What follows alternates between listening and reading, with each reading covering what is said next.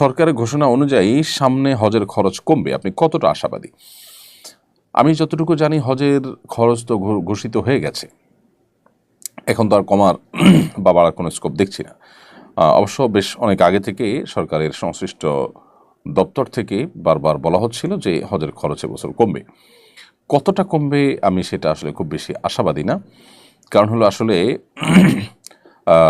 রিয়ালের দামের উপরে হজের রেট অনেকটা নির্ভর করে, আর অনেকখানি নির্ভর করে বিমান ভাড়ার উপরে। বিমান ভাড়া এটা কমানোর ক্ষেত্রে বাংলাদেশ এবং সৌদি এয়ারলাইন্স, বাংলাদেশ বিমান এবং সৌদি এয়ারলাইন্স এই উভয় ক্যারিয়ার কর্তৃপক্ষ তাদের সদিচ্ছা ছাড়া এটা আসলে কঠিন। হাজিদের কাছ থেকে যে পরিমাণ ভাড়া নেওয়া হয় সেটা রীতিমতো জুলুম।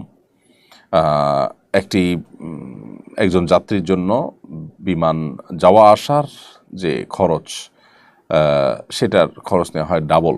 কারণ যাত্রীদেরকে নেওয়ার জন্য ফ্লাইটগুলো নিয়ে যায় আবার খালি আসে, এই ডাবল নেওয়াটা যৌক্তিক, কিন্তু এই ডাবল নেওয়ার কথা বলে মূলত প্রায় ট্রিপল পরিমাণ নেওয়া হয়। এটা একটা দুর্ভাগ্যজনক বাস্তবতা। তো এটা কমা উচিত এবং এটা কমানোর পরে আন্তরিকতা থাকা দরকার, কিন্তু এত অল্প সময়ের ভিতরে সেটা আদৌ হবে বলে আমরা জানি না। তবে হ্যাঁ, সরকার যে সদিচ্ছা পোষণ করেছে, চেষ্টা করেছে, এটাও সাধুবাদ পাওয়ার যোগ্য।